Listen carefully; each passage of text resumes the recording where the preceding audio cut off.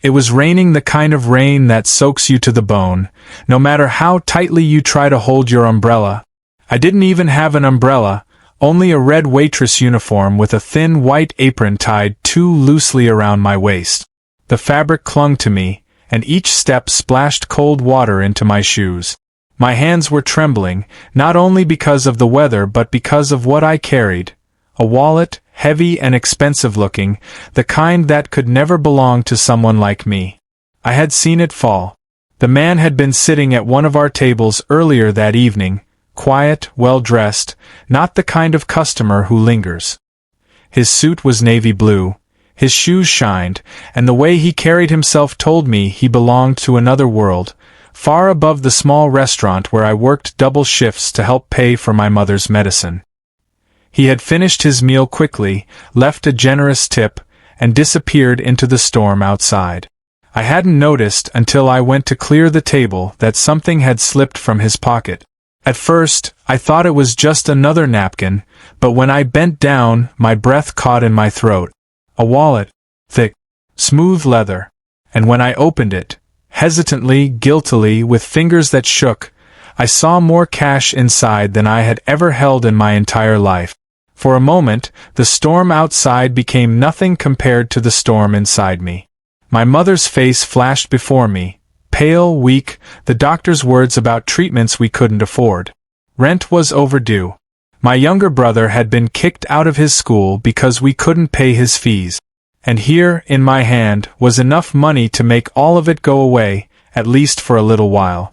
I squeezed the wallet so hard it left marks in my palm. No, I whispered to myself.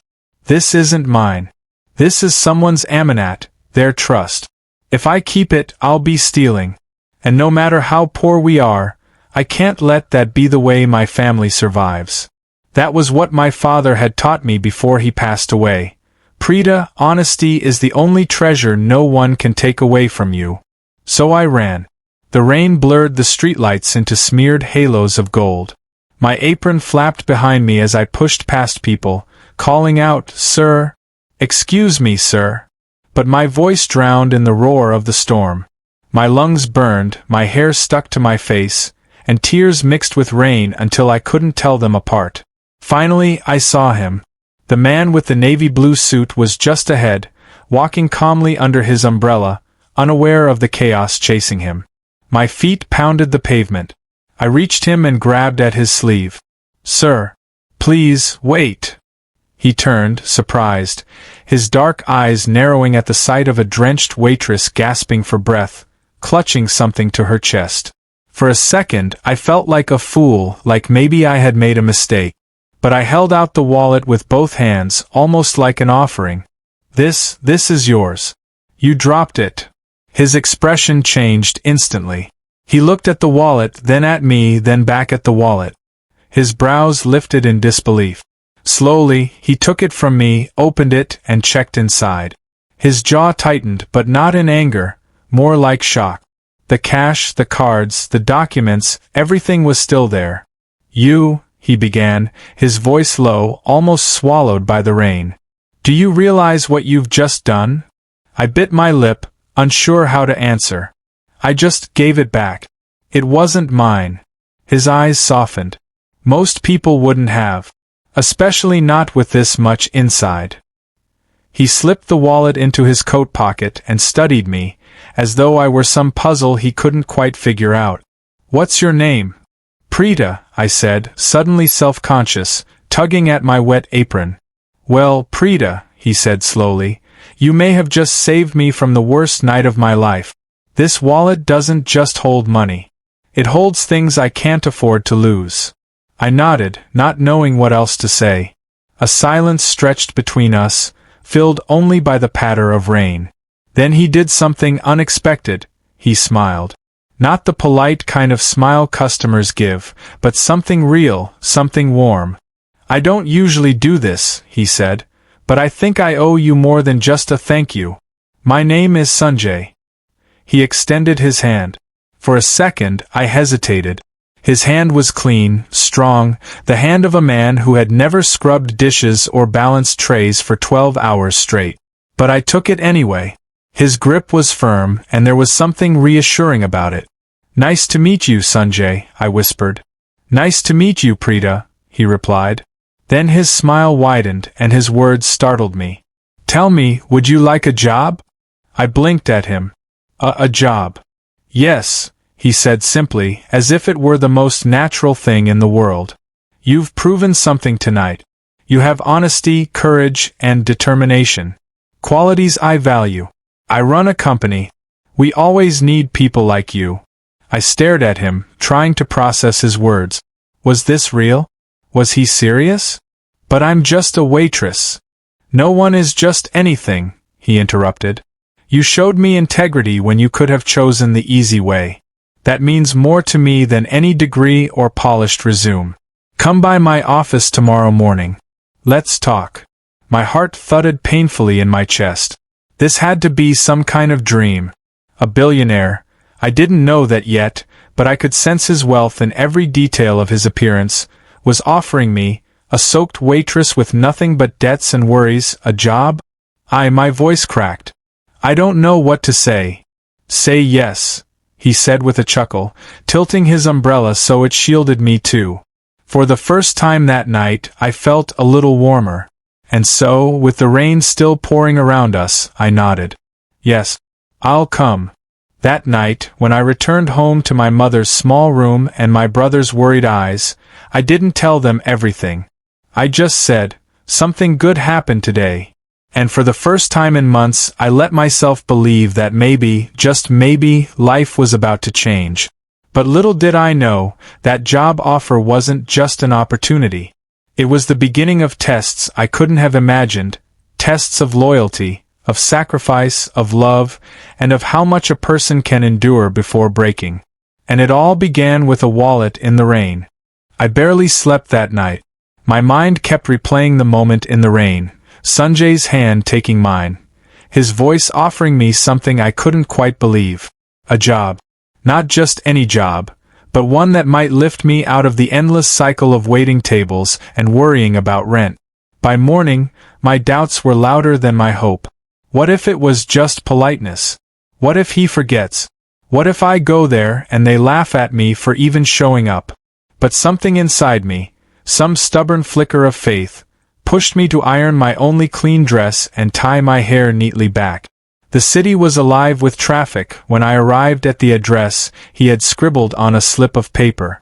My jaw nearly dropped when I looked up at the towering glass building.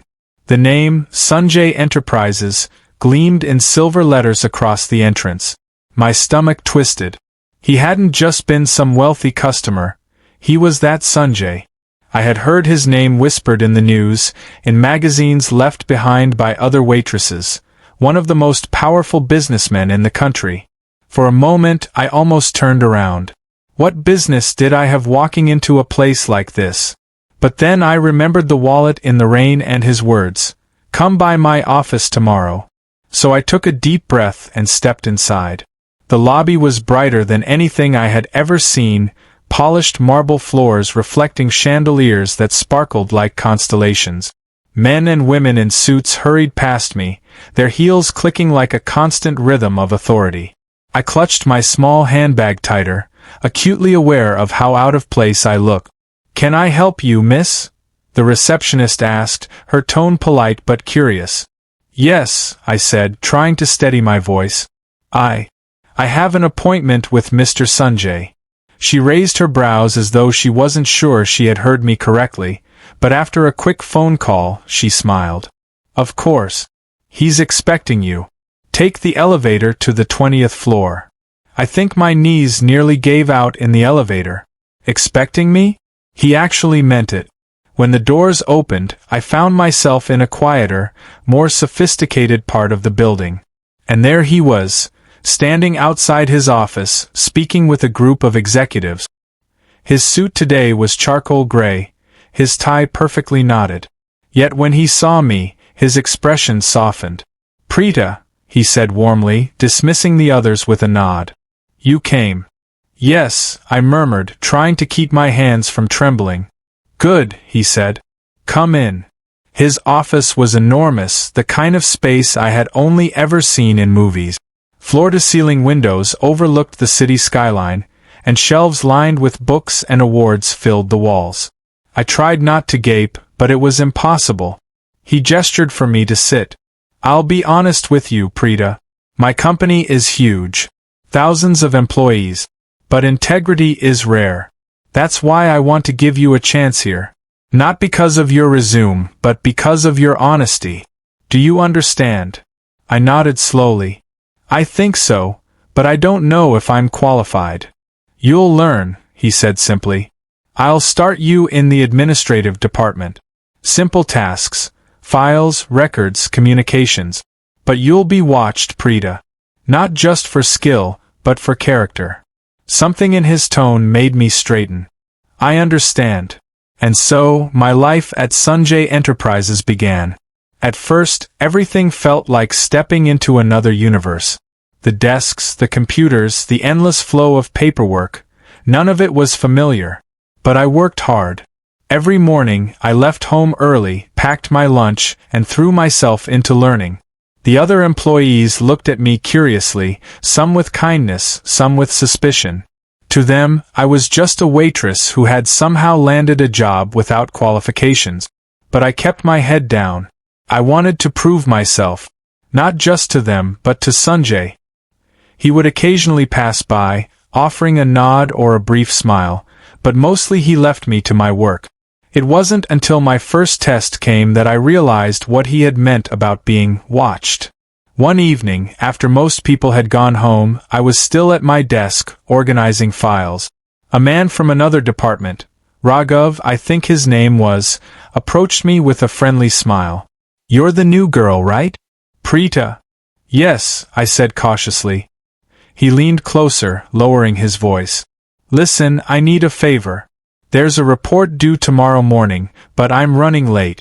If you could just sign this file with your initials, I'll handle the rest later. No one will know." I looked at the file. It wasn't mine. I hadn't checked it. Signing it would be dishonest. "I can't," I said firmly, shaking my head. "It wouldn't be right." He sighed, as if disappointed, and walked away. I thought that was the end of it, until the next morning when Sanjay himself called me into his office. "Preeta," he said, steepling his fingers, "Raghav told me you refused to sign a file for him." "Why?" I froze. Was this a trap? "Because it wasn't my responsibility, sir.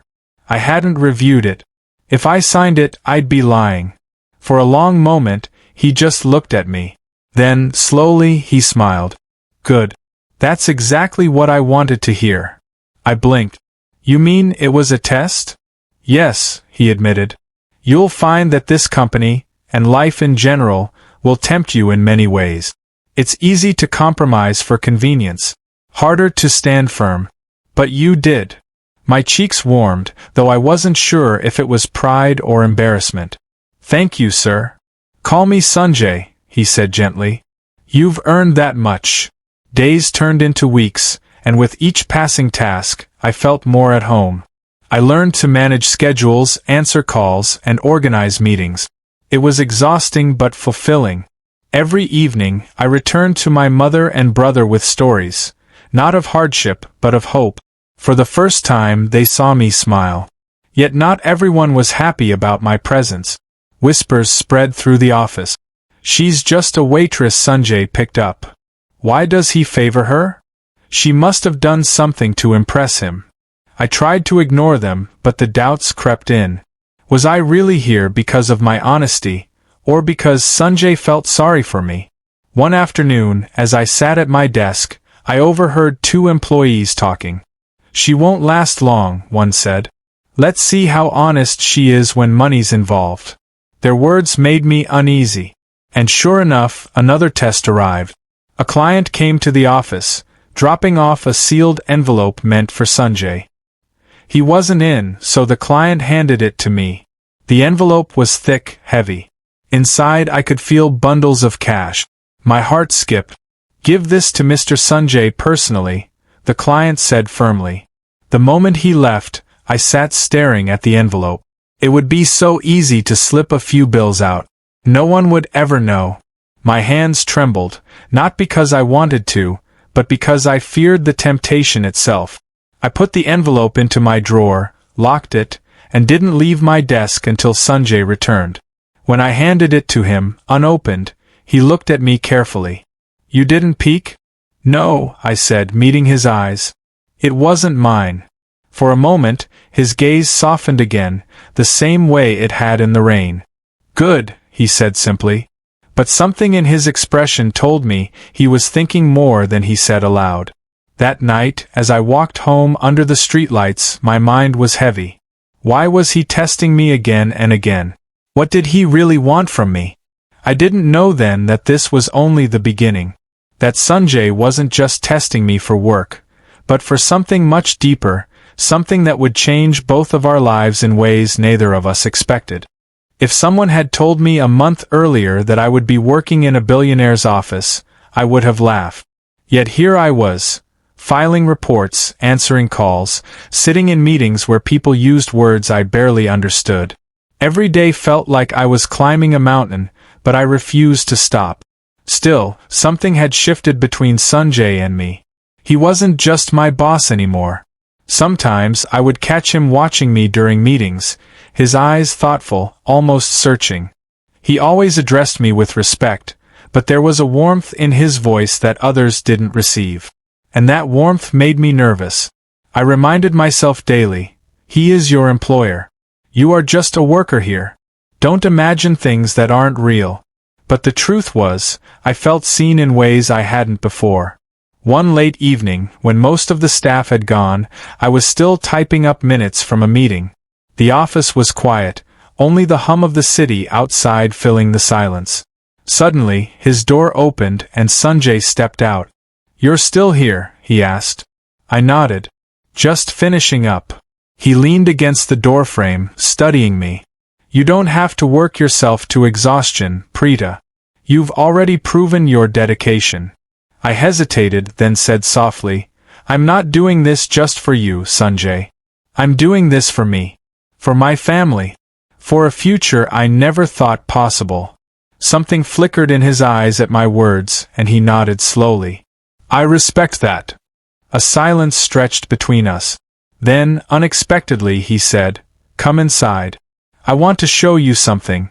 I followed him into his office, feeling my heart race. He walked to a cabinet, opened it, and pulled out a framed photo. It was of a younger Sanjay, standing beside an older man who looked stern but proud. "My father," Sanjay explained. "He built this company from nothing. He believed in discipline, in hard work. But most of all, he believed in honesty. He used to tell me, 'Wealth without integrity is poverty in disguise.'" The words struck me deeply. They were so similar to what my father had once told me. Sanjay placed the photo back and turned to me. "That's why I value what you did that night with the wallet. And why I've tested you since. I needed to know if you were truly different." "Different?" I repeated. He nodded. "This world is full of people who will betray, who will steal, who will sell their soul for a quick gain. I can't afford to have such people near me. You, Preeta, you remind me of something I almost forgot existed." His voice softened on the last words, and for a moment, I saw not the billionaire, but a man carrying loneliness. I swallowed hard, unsure how to respond. "Thank you for trusting me." He smiled faintly. "We'll see if that trust can stand even greater tests." And greater tests did come. One morning, a woman from Human Resources approached me. "Preeta, there seems to be a discrepancy in the payroll system. Funds are missing, and your login was used last night." My heart nearly stopped. "That's impossible. I wasn't even here last night." But the records showed otherwise. Panic surged inside me. Someone had used my name, my account. But who? And why? They escorted me to Sanjay's office. He sat behind his desk, the file open in front of him. His expression was unreadable. "Preeta," he said quietly, "this is serious. Large amounts of money are unaccounted for. The system logs point to you." Tears pricked my eyes. "I swear, Sanjay, I didn't do it. I would never." Calm down, he interrupted gently, raising a hand. I'm not accusing you. But I need you to tell me everything. Did anyone else have access to your computer? Your login? I thought back, racking my brain. Raghav. He had lingered near my desk several times. Could it have been him? I think someone framed me, I whispered. Please, you have to believe me. He leaned back, studying me with those piercing eyes. After a long pause, he said, I do believe you. But belief is not enough in this world. We need proof. And so, for the next week, I lived under suspicion. Whispers followed me in the hallways. Some colleagues looked at me with pity, others with contempt. I worked twice as hard, but the doubt gnawed at me. Late one night, desperate to clear my name, I stayed back to check the system myself. Hours passed as I combed through files until finally, I found it. A hidden trail, a second login disguised under mine. And attached to it, Raghav's ID. Relief and anger surged through me. The next morning, I presented the evidence to Sanjay. His face darkened as he studied it. You were right, he said, his tone cold with fury. Raghav has betrayed the company. He called security immediately, and Raghav was escorted out, shouting protests. When the dust settled, Sanjay turned to me. You stood firm, even when everyone doubted you, he said. That takes strength. You've earned more than just my trust, Preeta. You've earned my respect. Something in his voice made my chest tighten. Respect, but was it more than that? In the days that followed, things shifted again. Sanjay began including me in meetings with higher executives. He asked my opinion on matters I barely understood, then listened as though my words mattered. Sometimes he would call me into his office just to talk. Not about work, but about life, about dreams. I found myself laughing in his presence, something I hadn't done in years. And when he laughed, the sound was warm, genuine, so different from the cold image the world painted of him. But with closeness came fear.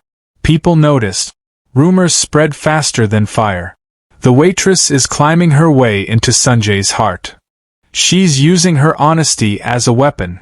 One evening, I overheard two women whispering near the elevator. She's nothing. Just a charity case for him. Their words stung more than I wanted to admit. Was that what I was? Just someone he pitied? I confronted him the next day. Why me, Sanjay? Why are you giving me all these chances, this trust, when you could have chosen anyone else? He looked at me for a long time before answering. Because you remind me that not everything in this world can be bought. You remind me of honesty, purity. Something I lost long ago. His voice was raw, almost vulnerable. And in that moment, I realized something terrifying. I was beginning to care for him. Not just as a boss, not just as a savior, but as a man. And that scared me more than any test he could throw my way. One night, after everyone had gone, I stayed late again. I was gathering my things when I noticed Sanjay's office door slightly ajar. Curious, I peeked inside. He was sitting alone, staring at the same photo of his father. His shoulders slumped. For the first time, he looked human. Fragile. I almost turned away, but something made me knock softly. He looked up, startled, then managed a faint smile. Preeta, he said, his voice hoarse. You should go home. Not until you tell me what's wrong, I said gently, stepping inside. He hesitated, then sighed. There are battles you don't know about. Enemies circling, waiting for me to slip. People I thought were allies are plotting against me. And sometimes I wonder if I can trust anyone at all. I moved closer, my heart aching at his words. You can trust me, Sanjay. Our eyes met, and something unspoken passed between us. Something fragile, something dangerous. For the first time, I wondered if honesty alone would be enough. Because now, feelings were getting involved. And feelings, I knew, could complicate everything. I should have known the quiet days wouldn't last. Life has a way of testing you hardest when you begin to believe you are safe. Things at the office grew tense. Sanjay became more guarded, his phone calls longer, his meetings behind closed doors. Rumors trickled down the hallways. Hostile takeovers, betrayals from within, competitors plotting to tear Sanjay Enterprises apart. And somehow, without meaning to, I found myself in the center of it. It began with a file. One evening, a senior executive named Mr. Kapoor approached me. He had always been polite though distant. That night, his tone was unusually warm. "Preeta," he said, "I need your help. There's a document in Sanjay's office, one he doesn't want others to see. But it's important. If you could make me a copy, I'd be grateful. And of course, you'll be rewarded." His words made my stomach twist. "Why don't you ask Sanjay directly?" Kapoor's smile was thin. "Because he won't give it to me. But he trusts you. Think about it, Preeta. One small favor, and your family's future is secure." He left before I could answer, but his words clung to me. That night, as I lay awake, I thought about my mother's unpaid hospital bills, my brother's education, the endless struggle. Wasn't this the easy way out? Just one file. No one would know. But then I remembered the rain, the wallet, my father's words. Honesty is the only treasure no one can take away. The next morning, I walked straight into Sanjay's office and told him everything. His jaw tightened as I spoke, his eyes dark with anger. "Kapoor," he muttered. "I suspected him, but now I know." Then his gaze softened as he looked at me. "Preeta, do you realize what you've just done? If you had betrayed me, if you had given him that file, it would have destroyed everything. The company. Me." I swallowed hard. "I couldn't do that. Not to you." For a long moment, he said nothing. Then, quietly, he whispered, "You don't know what you mean to me." The storm broke soon after.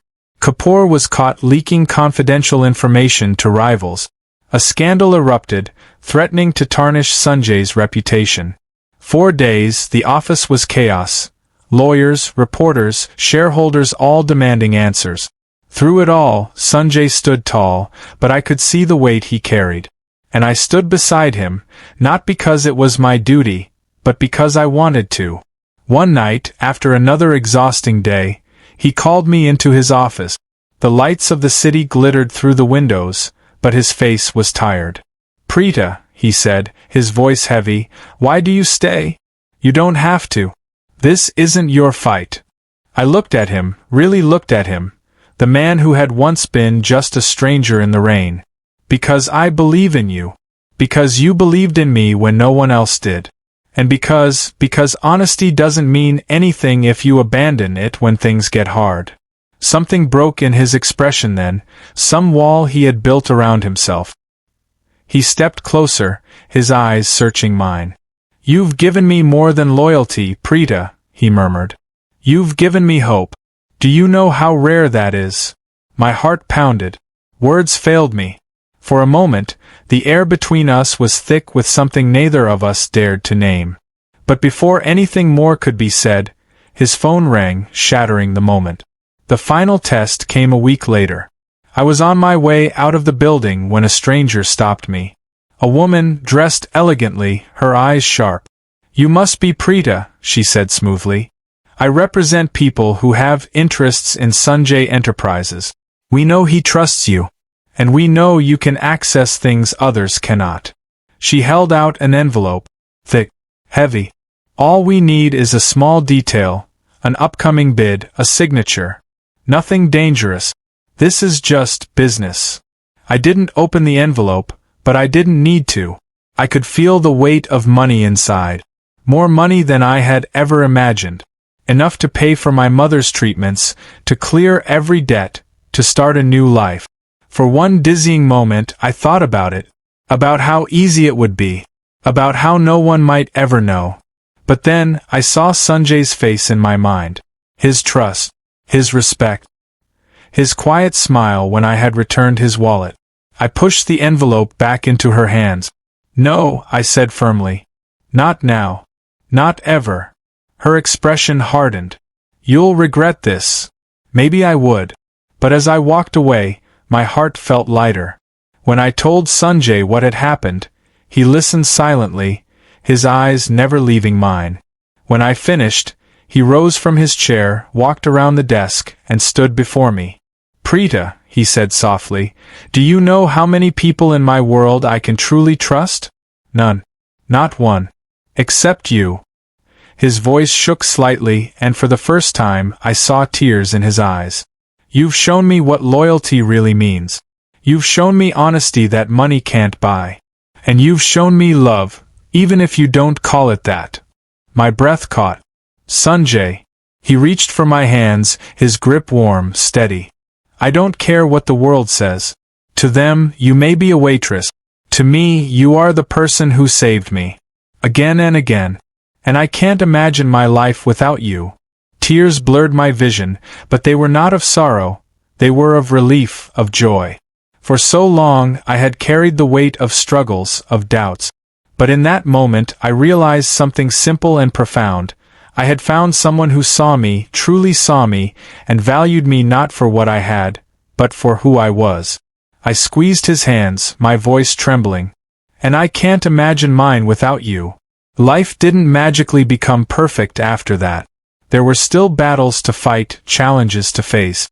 But we faced them together, two people bound not by wealth or status, but by something stronger, trust. Sometimes, when the city lights glittered through his office windows, I would remember the night of the rain, the weight of the wallet in my hands, the choice I had made. And I would smile. Because that one choice, born out of honesty, had changed everything. Epilogue. Years later, when people asked me how I went from a waitress in a red uniform to standing beside one of the country's most powerful men, I always told them the same thing. It started with a wallet. But really, it started with honesty. And every time I said it, I would look at Sanjay, and he would smile that same warm smile, the one that had changed both our lives forever.